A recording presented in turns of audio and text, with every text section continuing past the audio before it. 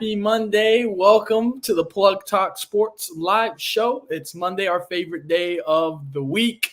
You guys know me, Danny Torres, back on the show after missing last week. We got Jonka, Don't Stop, Giancarlo Moreira back on the show, usual suspect. Man, episode 79. We're getting there. We're getting to 100. That's the big goal. We're going to have a big party for that one. It's going to be a big day, special episode. But 79, let's get to it. Let's start with our plug and shameless plugs of the week. What are you in the mood for, man? Bad news, good news? What are you in the mood for?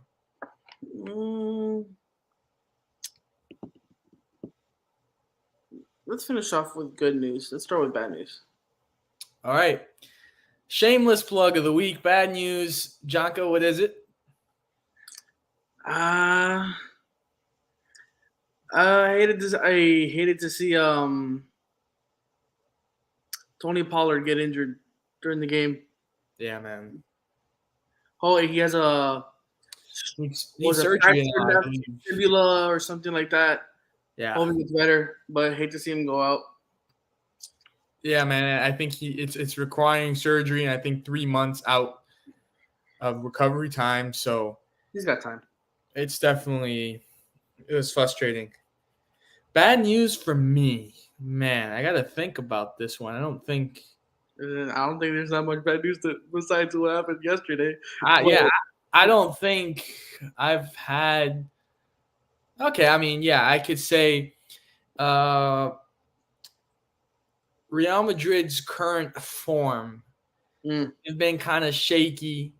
They lost in the Spanish Super Cup final to Barcelona. I think their players coming out of the World Cup have been, tired, obviously. And what we're seeing that from a lot of teams where a lot of players are kind of like, they're not performing up to their former expectations because they're tired from the World Cup. It's okay. I'm sure we'll get back on track. Usually, we won the league last year and the Champions League last year. And usually when that happens, the following year, you're kind of like, well, I just won everything last year. How do you just follow up with that the next year? It's a very difficult thing to do. So definitely that's my bad news. Good news, Jonka, hit us with some good news. Good news. My Bengals got revenge for being, I feel like, robbed of first or second seed. They destroyed the Bills, demoralized them, and I was so happy. And my boy Joey B, I don't know if you guys know, but I collect cards, so I got all my boys here. Look at this. Look at this. Jamar Chase, Joe Burrow again, Chase, and then two debuts. I don't know if you guys see it. Yeah, there we go. Yeah, one more time. Pretty solid. Hopefully they keep winning and my cards keep going up in value. Gotta make the money. Pretty solid. All right, good news for me. This was kind of like an uneventful week for me in terms of good news and bad news. It was kind of like just a normal week. Nothing really like exciting happened. All right, well, I started filming.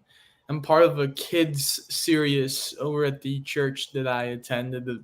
The kids watch these online videos to help them learn about Jesus and stuff like that. And I have my own character now.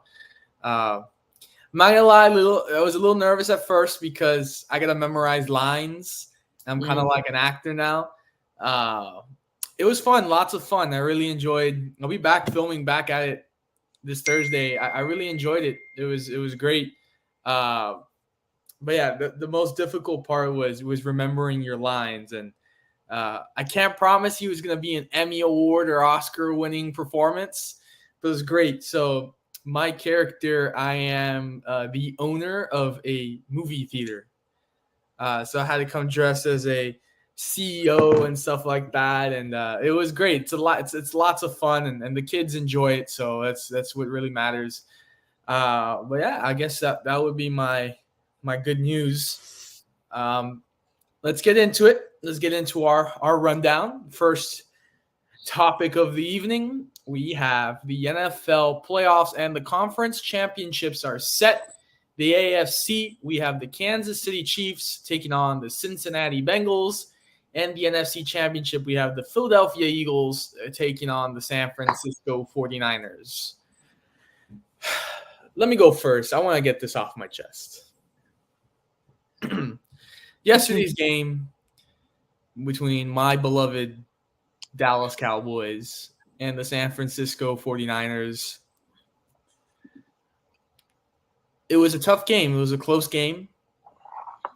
I definitely think that Dallas could have pulled through with the victory. Great. I think that both defenses in this game played absolutely out of their mind. They gave everything they had. I just think it's self-inflicted. I think the only reason why the Cowboys did not win was self-inflicted wounds. Yeah. Which is something you're used to when you're a Cowboys fan. One, I will say Brett Maher missing that first extra point, getting it blocked, even though he did redeem himself later on by hitting his field goals when he had to. But just because of that, I mean, it forced the team to go for it on fourth downs. And we're not talking about like 4th and 1 or 4th and inches, like 4th and 7, and they're going for it. When you can just go for the field goal, but when you got no confidence or trust in the guy, it's a little more difficult.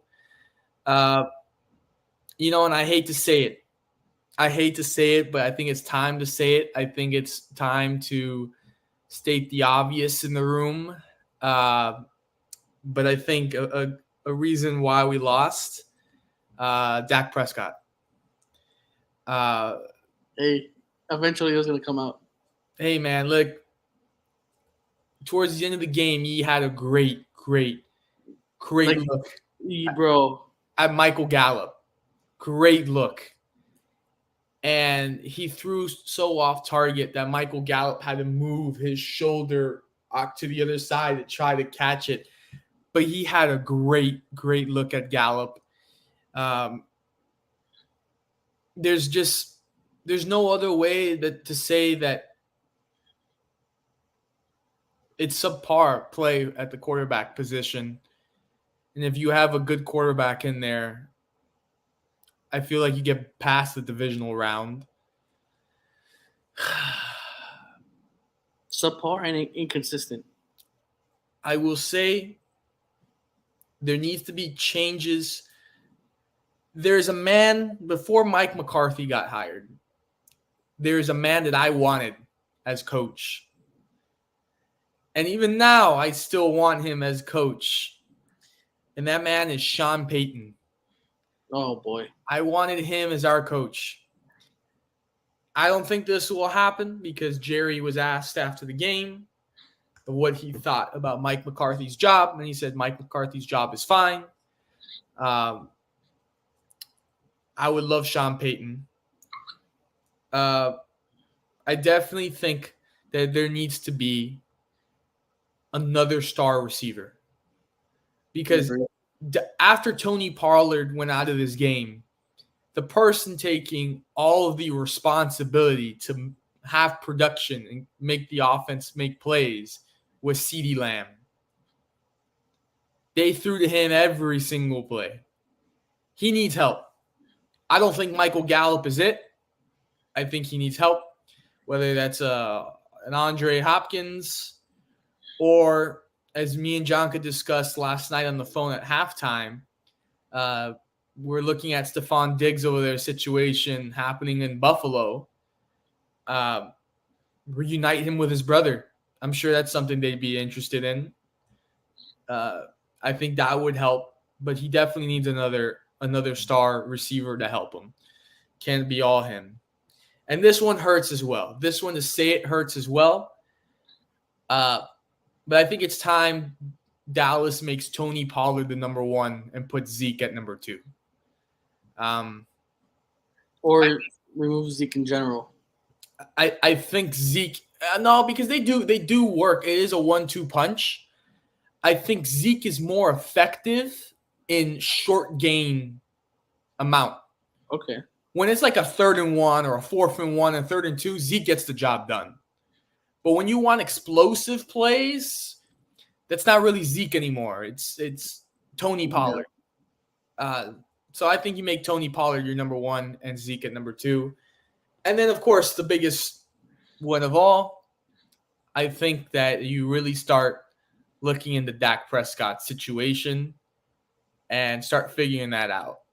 And maybe here's a question, Jonko. If Cooper Rush was in that game, do you think Cooper Rush would have gotten that done? To be honest, no. I think San Francisco is just too strong. Because we did see Cooper Rush against Philadelphia in like a 2-minute drive, and Cooper Rush got it done. He was hitting it. He was getting it done. So I don't know, but it's time to look into Dak's situation. I'd say that for sure. Who knows? Maybe they draft a quarterback. I don't know, man. I think what you guys really do need is somebody that can be on the other side of CD Lamb, who I have right here. I agree. Who I have right here. CD Lamb, Michael Parsons. You guys don't know, but I agree. Yeah, because but you guys got rid of Amari Cooper. He's the only one that can get any separation or create any plays one-on-one, and so you're leaving CeeDee Lamb by himself, and then there's no way you can create any plays like that. And with San Francisco's defense pressuring Dak Prescott, there's no time to throw. So if you can't create open one-on-one plays, you're not gonna really do much. What's frustrating to me is, I saw a lot of players that were very emotional after the game. But it was mostly defensive players. Yeah. They played lights out, man. The defense played lights out. And just because of that game, the defense deserved it. And it's because of, I believe, Dak, Michael Parsons, great example. I think it's because of Dak. The defense did not deserve that. Kind of play from Dak, especially those 2 interceptions. Did not deserve that from Dak. I think the defense, you keep that core together. You keep Micah Parsons, Leighton Vander Esch, Diggs. You keep that core together, and DeMarcus Lawrence. They did a fantastic job. Look, McCaffrey wasn't to the end that he got that touchdown. Deebo Samuel was not really effective.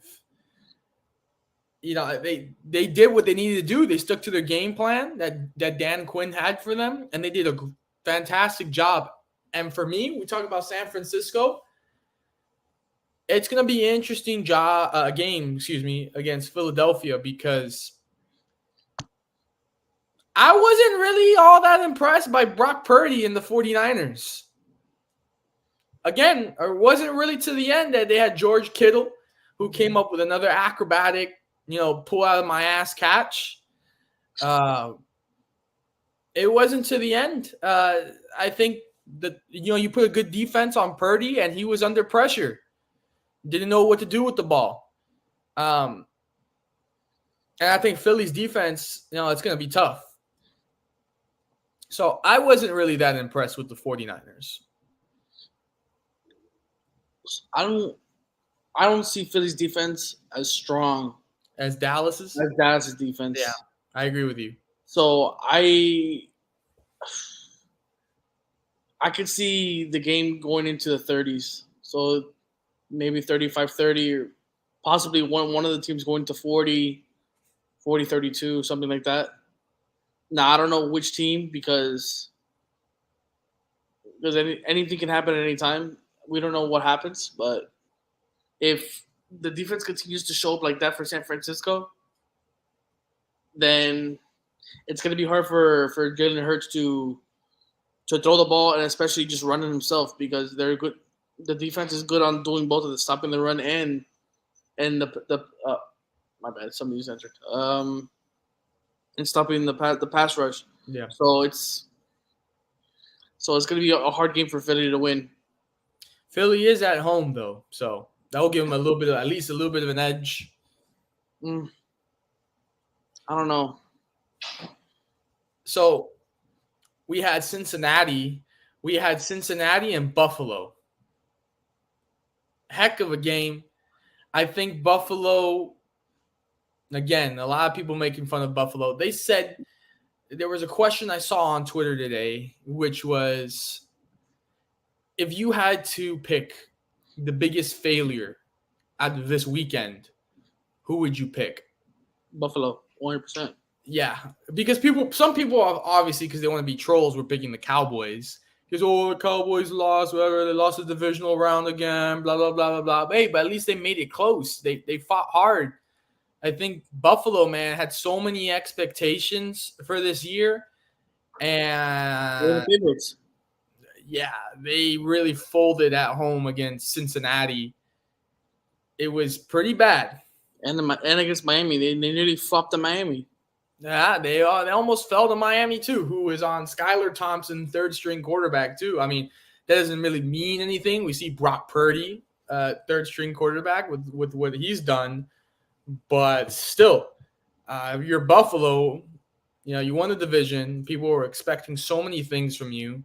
They really fumbled the ball there. And Cincinnati, let me tell you, I'm gonna tell you right now, I have Cincinnati coming out of the AFC and heading to the Super Bowl. Joey B. It wasn't till I'd say like 2-3 weeks before the season ended that I was like, okay, Cincinnati's starting to heat up. I said it during the weeks. I told you. I can see them going back to the Super Bowl. And Kansas City, they won at home, but Jacksonville didn't go away quietly. Jacksonville gave them a good fight.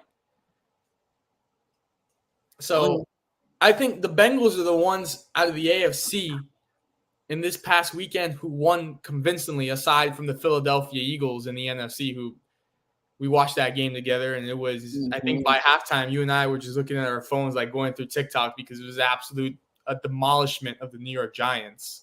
Yeah, that was sad. And out of the NFC, for me, the Super Bowl, I think the Super Bowl will be the Cincinnati Bengals against the Philadelphia Eagles. And the Eagles? Yeah, I'm going with the Eagles.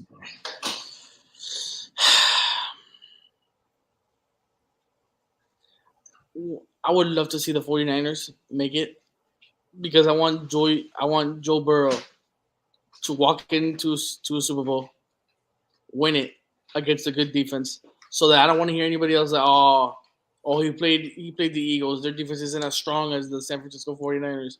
I want him to get full credit because I know people out there, my brother, that are haters of Joe Burrow because they're too offense for life, and they have too much pride. So I want Bengals 49ers, but if you just want the win, then it would be the Eagles. Listen, if it's the Bengals and the Eagles in the Super Bowl, Bengals. I think the Bengals win. Easily. Even if it's Bengals 49ers, I still think the Bengals win. It'll be harder though. I don't know about that, man. I'm telling you, I was not really that impressed by San Francisco after this last game. Remember, they didn't impress you offensively, but defensively they played well. Yeah, but the thing is, for sure. But the Bengals have a better offensive overall. They got way too many weapons. They got Higgins, Boyd, Chase, P. Ryan. They got Joe Mixon. They got Irvin. They got Hayden Hurst. Bro, they're loaded. They're way too loaded. Man. I'm telling you, and they're clicking. The O-line is looking good. The defense, it doesn't look that bad either. Hey. So no, tell me, what is your Super Bowl matchup? Now that you know I have Cincinnati and Philadelphia, everybody knows I got Cincinnati. So Cincinnati, man, do I really take Brock Purdy to go to the Super Bowl as a backup? Brock Purdy over Jalen Hurts.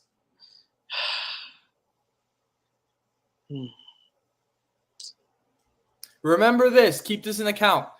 Purdy has played the first 2 playoff games in his nice, comfortable environment in San Francisco. He's going to Philadelphia. I'm telling you, those Philadelphia fans are no joke. Yeah, but the fans aren't playing. But it takes a factor. It takes a factor, man. I'm gonna take. Oh my god! I really don't care who wins technically, but as I'm just gonna take the better team. I'm gonna take the 49ers at the moment. All right, man. All right. I'm gonna have to go against you on that one, bro. I'm taking the Eagles. I'm taking the Eagles. So you're taking Brock Purdy over Jalen Hurts? I think it's going to be a defensive game. I don't think it's going to be that offensive as people think, but I could be wrong. So what makes you take the 49ers over the Eagles? Just defense, bro. I just think it's defense. I just think the defense is not going to let Jalen Hurts run it like he does. Yeah, you have a couple maybe a couple runs here and there, but I don't think they're gonna hold him in. They're gonna let him throw. But even and then the pass rush for the 49ers is still good. They'll cover. They'll cover. They have good corners. They got good linebackers. They know what they're doing. They've done it all season. So, and besides, they got what? AJ Brown and Devontae Smith. What? I mean, yeah, it's an extra. Dallas Goedert. I know how you feel about him. My God, don't even talk to me about him. Lucky bastard. Yeah, I just think the defense is gonna hold the Eagles, and I think Brock Purdy will get it. We'll just do just enough to get him above, just to get him through. Okay. All right. If you say so. All right. That's your take. I got my take. We'll see what happens this upcoming weekend.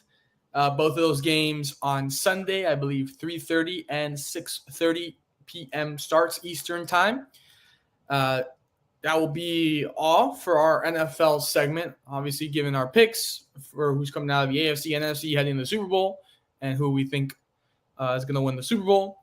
Now, let's talk about a situation in the NBA involving an NFL, or should I say ex-NFL player, that was quite interesting, shall I say. We all know Shannon Sharp, the Shannon Sharp, Skip and Shannon on Undisputed on Fox Sports. Shannon Sharp's a big LeBron guy. We know that. Shannon Sharp was at the Crypto.com arena watching the Lakers take on the Memphis Grizzlies last week. And Shannon Sharp was sitting courtside. I can't remember what quarter it was when this incident occurred. With Dylan Brooks of the Memphis Grizzlies, who was a timeout or something like that, was walking down the court. And him and Shannon Sharp are barking at each other. And then that just becomes a whole thing. Like Steven Adams starts heading over to Shannon Sharp. Shannon Sharp gets up and, they start going at it. Now it's security's getting in the way and trying to separate everybody. John Morant gets into it. Yes. So John Morant starts getting into it too with Shannon Sharp. And then T. Morant, who is John Morant's father, was also at the game. And he starts barking at Shannon Sharp. And Shannon Sharp forgets about the players and then starts barking with T. Morant. And Shannon Sharp is pointing come here right now. He's ready to fight. And eventually Shannon Sharp was taken out for just a little bit. And then he was brought back into the game, back to his seat.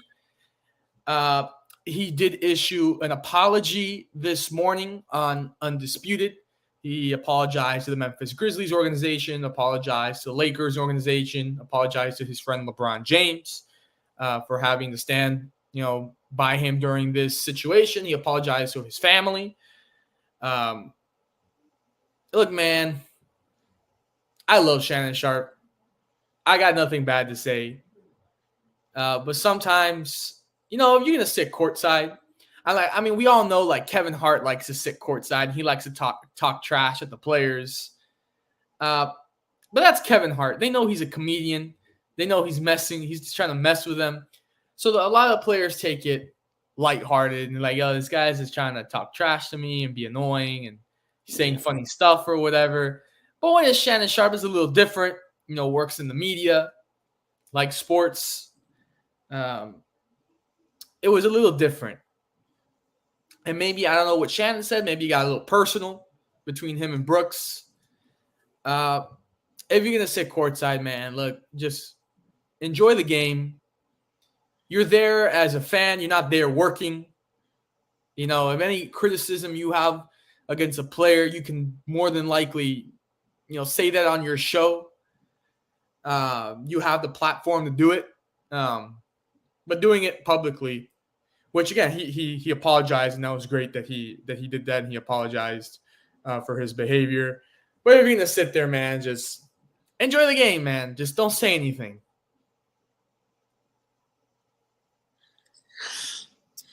Listen, I get that, but if I'm gonna be paid thousands of dollars at Crypto.com Arena to sit courtside, and I'm going for the Lakers, and we're playing my God, a West contender, as strong as the Grizzlies are with Morant, and they're talented, and the Lakers right now are like 10th or 11th right now, and they need these wins. Man, I'm gonna talk trash too. I don't care who you are, especially that I'm sitting courtside. I'm not saying you can't like say something or root for your team or whatever. I'm just saying make sure you're not going a little too far. I don't know exactly what he said, so I'm not gonna. Yeah. But if I'm gonna say, "Oh, hey, yeah, he's a bum, bro. You can get past him," like that's just trash talk. But I don't know exactly what Shannon said.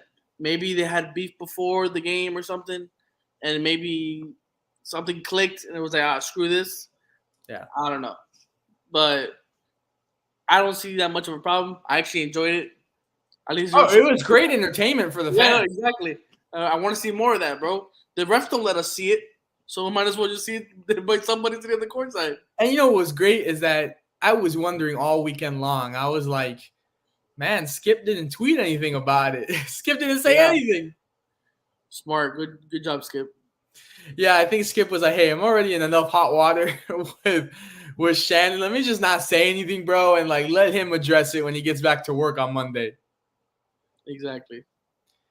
But yeah, I mean, out of that situation, I mean, it's not the first time we've seen something like that happen. I don't know if you remember former New York Knick Charles Oakley. Yeah, I saw that. Madison Square Garden, where he was restrained and taken out by police and security out of courtside and out of the arena. That was another crazy moment. And Spike Lee. I'm like, bro, I own season tickets. How are you kicking me out of my own seat? I come here every single game. Yeah. But yeah, I think I didn't have a problem. I just think that you always have to remember, if you have a platform, make sure that you don't go overboard, you don't get out of hand and do things that you're not supposed to and put yourself in the spotlight for the wrong reasons, because he did have a good point in his apology on Undisputed today. He said that his grandkids, when his grandkids get older, and, we live in the day of the age of the internet where you can find anything, and he doesn't want to see his grandkids see that and be like, oh, like grandpa was acting like a fool, like, on a national televised basketball game or whatever. So he apologized for that and for his family, the embarrassment it causes his family. So I low-key feel like I understand looking like a fool in terms of like in front of everybody, but I feel like for pride's sake, he's like, hey, I mean, grandpa ain't scared of nobody. Just no, I stood up for whoever it was. I'm like, and let's get this straight, bro. Like, I wouldn't try Shannon Sharpe. That's a big dude, bro. That's a big dude. I would not try him at all. Like his forearms are mega minds, bro. I would not. I mean, Brooks is strong, but like, I would not try Shannon Sharp at all. Now, Steven Adams is a different question, but Steven Adams is big. That's a big guy as well. Big Kiwi from New Zealand. That's a big dude as well. But I still think Shannon Sharp can take him. You know what we should have now? A celebrity boxing match. Brooks, Sharp, let's get it done. UFC, call Dana White, let's get it done. I'll watch it. I'd watch it. Moving on, Janka, you want to tell us, you had the plug of the week on our social media. You want to tell us about the Marlins' new signing? Sure. Well, if you guys didn't see on our Instagram, follow us now on our social media, Instagram, Twitter, TikTok, all the big ones. The Marlins have signed all-star infielder and American League batting champ. Batting champ, Luis. Sorry if you ever watch Luis, but Reyes. Yeah. It's a great sign. What the Marlins are lacking, they got good pitching. But at some point you need to address the hitting too. You gotta score some runs. And I guess I think most people can guarantee he's gonna get you some hits and some runs in. Now, like I said on the video, we're trying to get Gurriel, which would be another big hitting dude that can get us some more runs. But overall, I want some consistent hitting. I want at least one or two dudes that can go out there maybe once every other game, at least give me a home run. So this is what the batting order for the Marlins would look like right now, which, by the way, they would move now Jazz Chisholm to center field. And he wasn't mad about it. He was positive about it. He's like, oh, watch me go get a gold glove playing center field. So we have Luis Reyes batting first. Gene Segura, who they also signed, who I believe will be at third. You got Jazz Chisholm. Then you have Jorge Soler. Then you got Garrett Cooper. Then you have Avisael Garcia. Then you have Brian De La Cruz. Then you can either have Jacob Stallings or Nick Forte at that 8.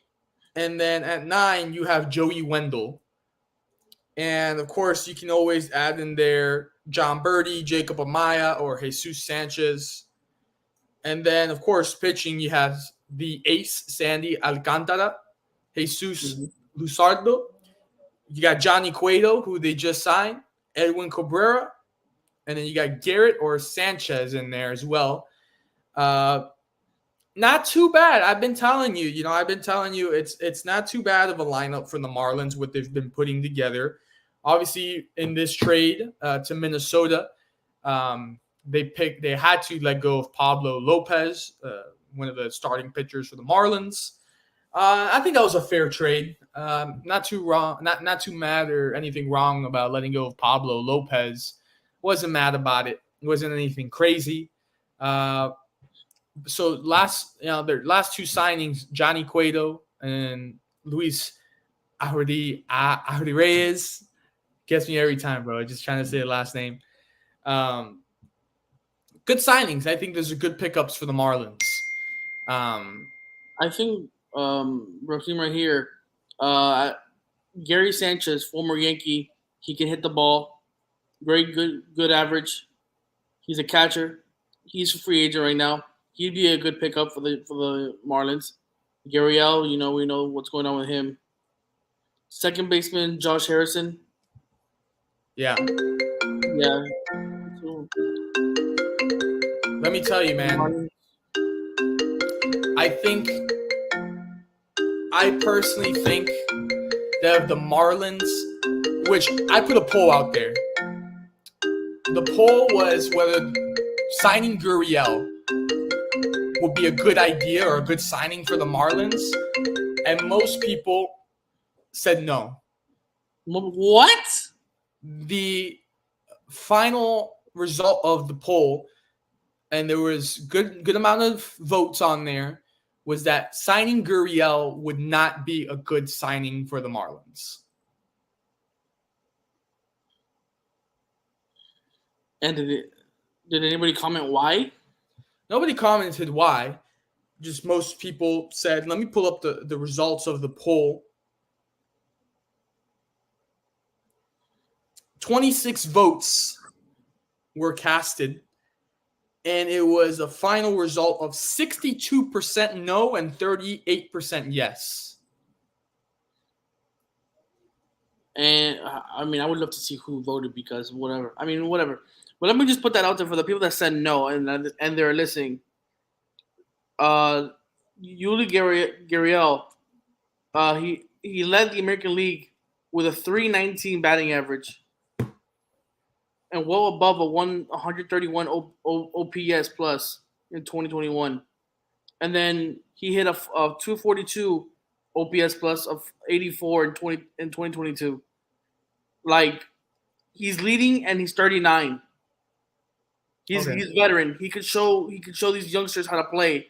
He can hit the ball, which is what the Marlins need. It's like the Marlins need hitting. They need to hit it. We got good pitching. We need hits. We need runs. That's how you score points. Yes, defense can give you outs, but if you can't score, then we're just gonna go into 20 innings every night. Yeah. That's gonna wear out the players, and then then whenever you have to play three days in a row, everyone's gonna be tired, and then most likely you're gonna be losing games if you can't score. I would go for Gurriel. I don't know what else. You need people that can hit. That's all I can say. That's all we can say. Just get people that can hit consistently, and maybe get a slugger, just one slugger that can just get you a home run every other game, and maybe he can be the difference maker on maybe overall throughout the season.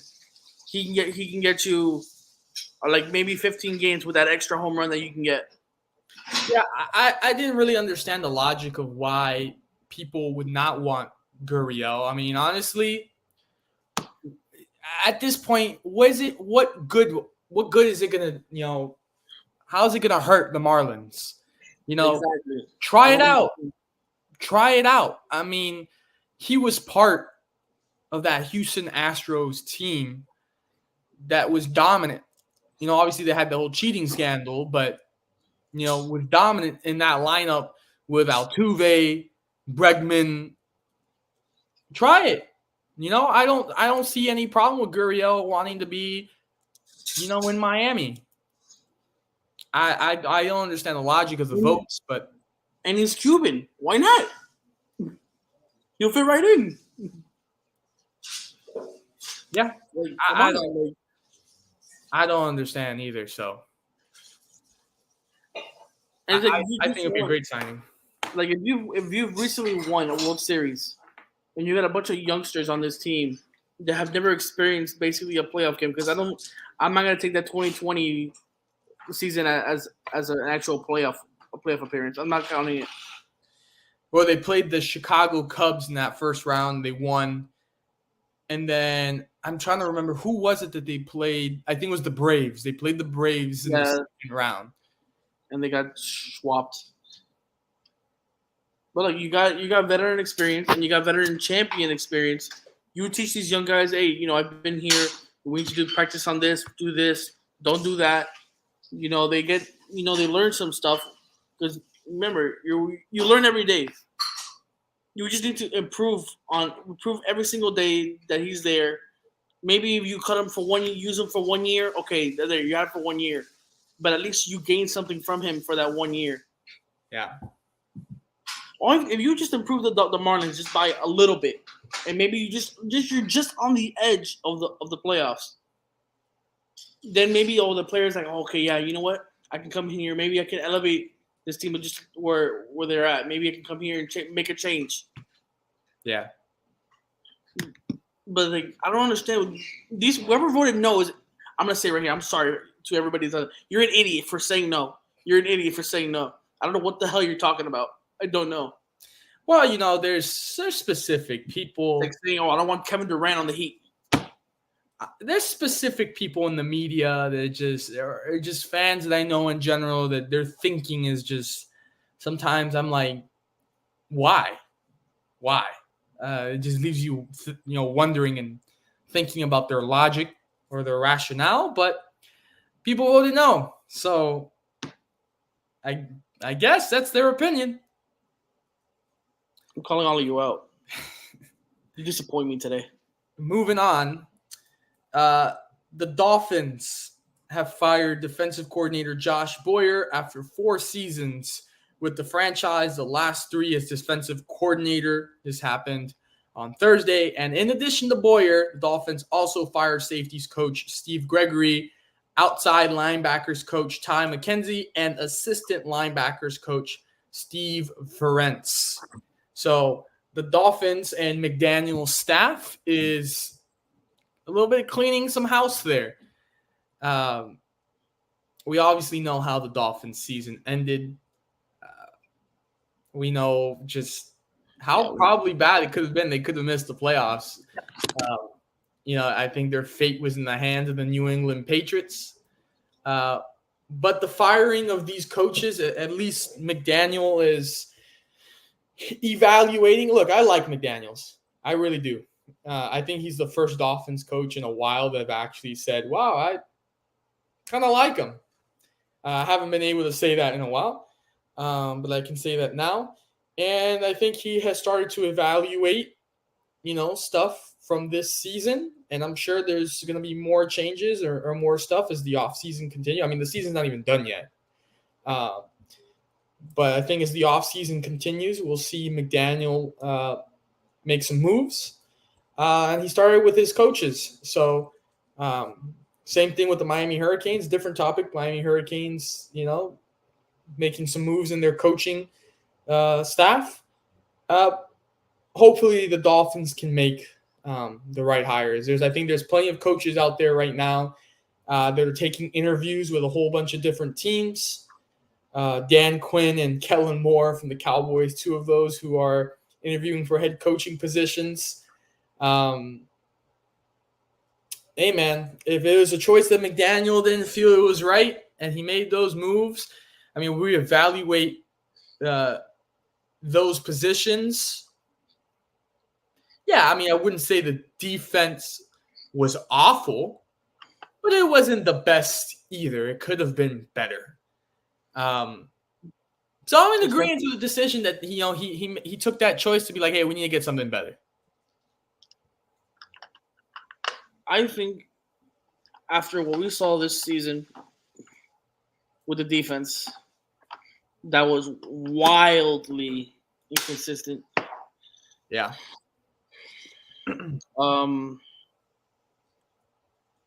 gonna hot take here. If this next season something doesn't change, and let's say the Dolphins make the playoffs and they're out in the first round again, or they don't make the playoffs at all,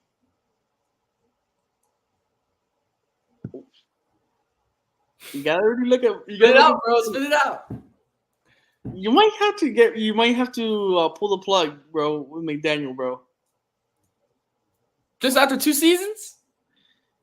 Hey, if you got Tyreek, you got Waller, you got Wilson, you got this improved O-line, right? Well, we have to wait for the draft. Let's see who they get in the draft.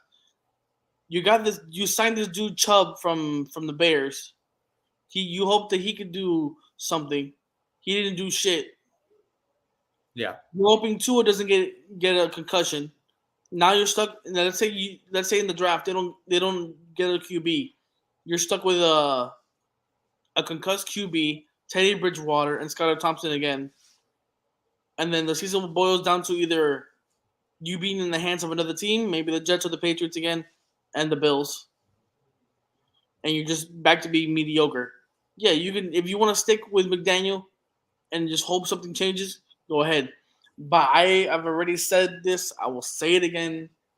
Mike McDaniel, for the offense he wants to run, he needs an actual quarterback. Tua ain't the guy. I agree with that.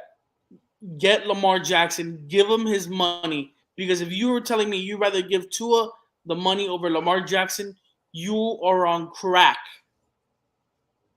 On absolute smoking crack. If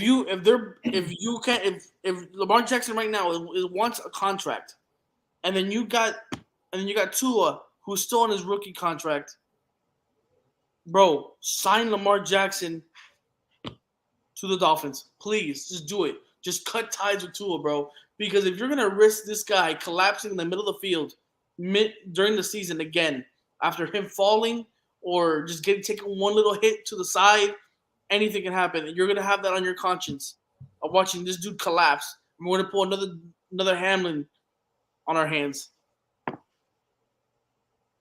Look, I'm not disagreeing with you. I think that that's another quarterback situation that needs to be seriously looked at and evaluated. First of all, this is a fan base. We're talking about a fan base that first hated him, wanted to trade him for Deshaun Watson. Well, hold on. It was tank for Tua. Tank for Tua.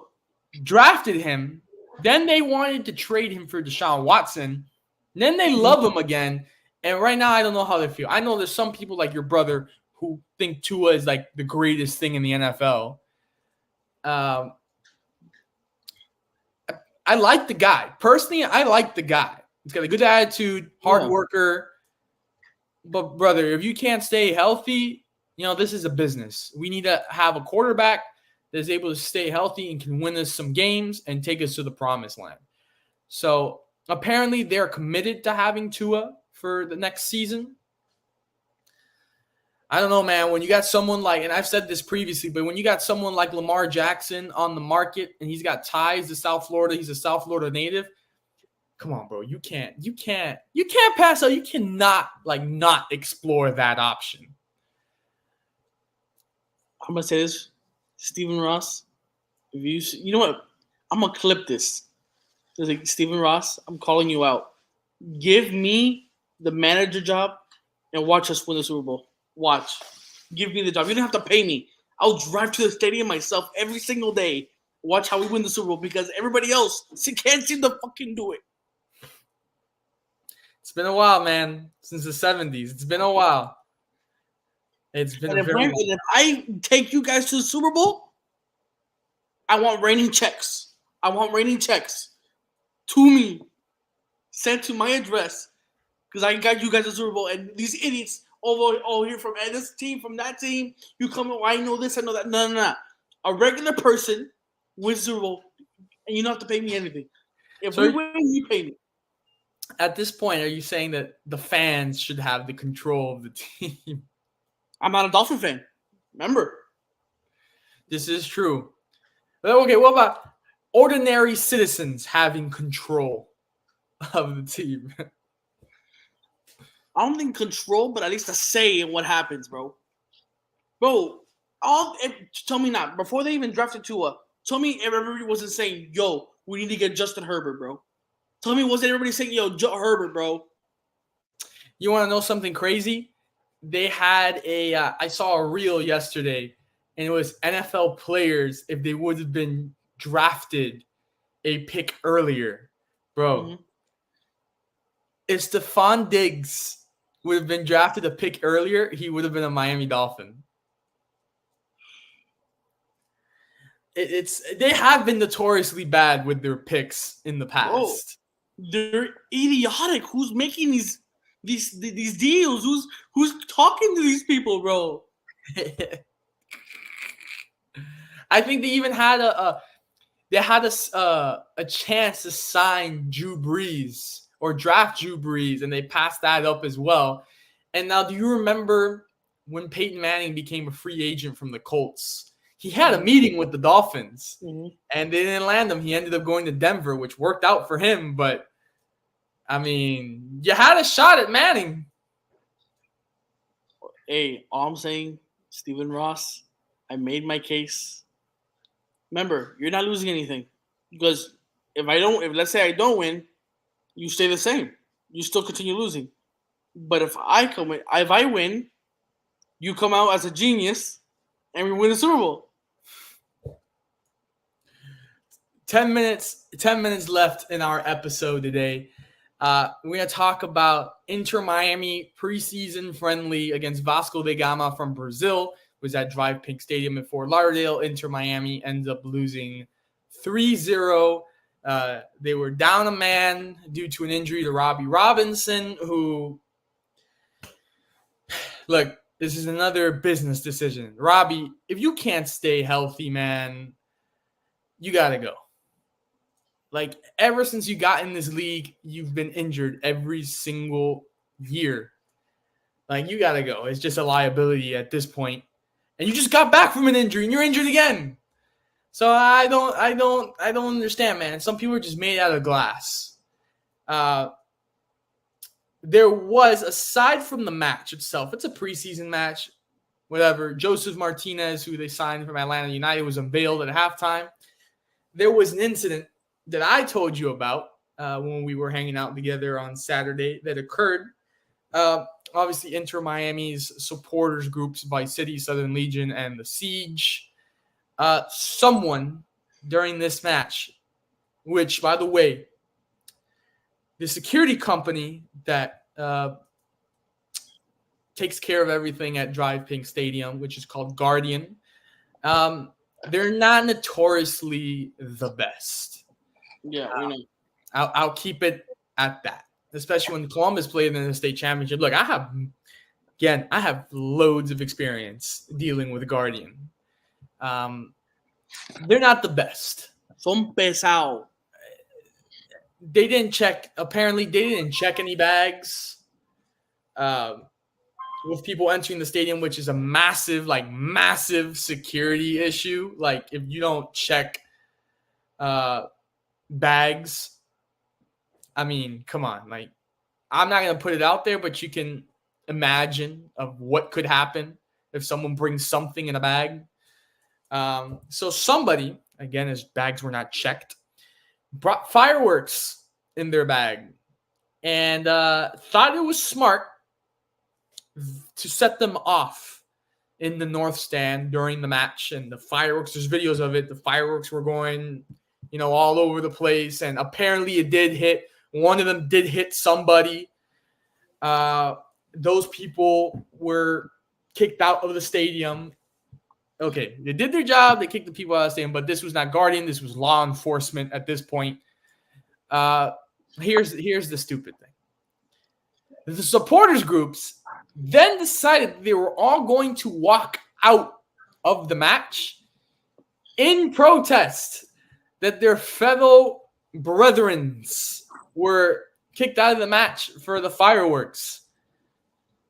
Look, this is not South America where you go to these stadiums and fans are jumping up and down and the stadiums are notoriously unsafe and you can see the stands moving. We're not there. This is the United States of America. Use some common sense, will you? That can actually hurt somebody or kill somebody. Papa, come on, please. Use the noggin. Use what God gave us up here. It was probably one of the dumbest protests that I have seen orchestrated. It was really dumb, and it just left that whole north stand empty, and there was no noise anymore from the supporters groups chanting and stuff like that. And stupid. That's all I gotta say. Dumb and stupid. Why are they even setting off fireworks if they lost 3-0? It was in the middle of the game, but yeah. Morons. You got anything on that? Listen, I can't speak for the idiots. But I will say, damn,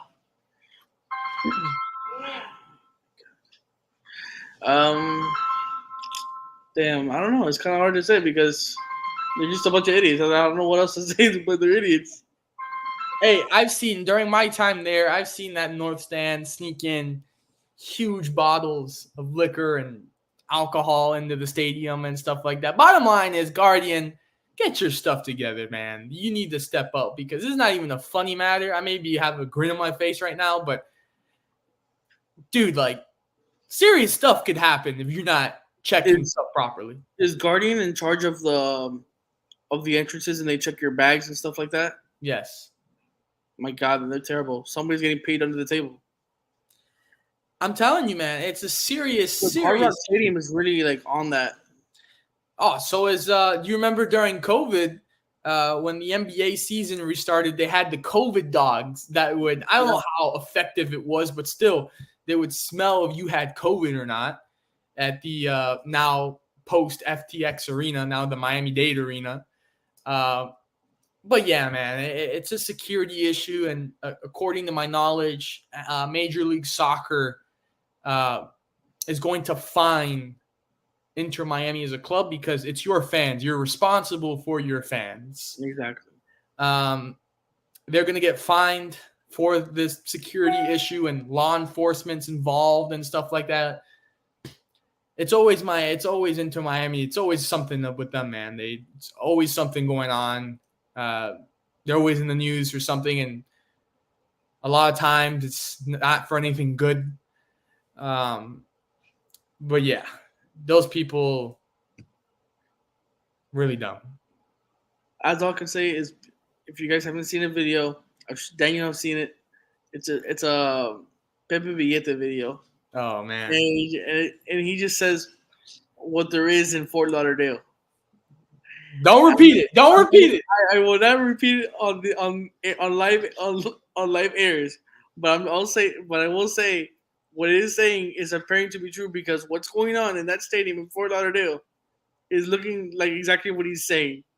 I cannot wait until they build the new stadium in Mel Reese. Whenever that is, man. I haven't. They say 2025. I call BS on that, but whatever. At this point, Jesus Christ is gonna have his second return, and we're not gonna have a stadium. I'm like, let's say they do build that stadium in 2025. I'm gonna question its stability, because for you to build all that in 2 years, I call BS. Before the World Cup, the one now is not even perfect for a lot of things. That was built in a hurry. Make the stadium comfortable. Make the stadium comfortable. That's all I can ask. Because I like Hard Rock Stadium. I like the layout, but just the seats aren't comfortable. Yeah, they built it as a temporary thing. They weren't. I know, but and fix the food too, bro. There's no food. Oh man, but yeah, that was definitely idiotic. But that's gonna conclude today for us. I appreciate all of our viewers, of course, week in, week out, tuning in to our social media, our TikTok, Instagram, Twitter, the content we put out there, the plugs of the week. Of course, we have that series Barbershop Talk, which if you guys haven't checked out, it's on our YouTube channel. Please go check that out. It's a series that we really much enjoy putting together, and Grooming Barbershop giving us the hospitality to be there. There's definitely going to be more barbershop talks in the future. We have people in mind, so keep it tuned to that. That concludes episode 79, episode 80 next Monday. And I know you guys have been missing Brandon. He's been a little absent, but he'll be here. Hopefully next Monday he will be here, and we'll have a full house, a full pod, the three of us. And we're able to have some fun. But again, thank you everyone for tuning in. I hope you enjoyed the show. I hope you guys have a great rest of your week. God bless, and we see you guys next week for a brand new Plug Talk Sports episode.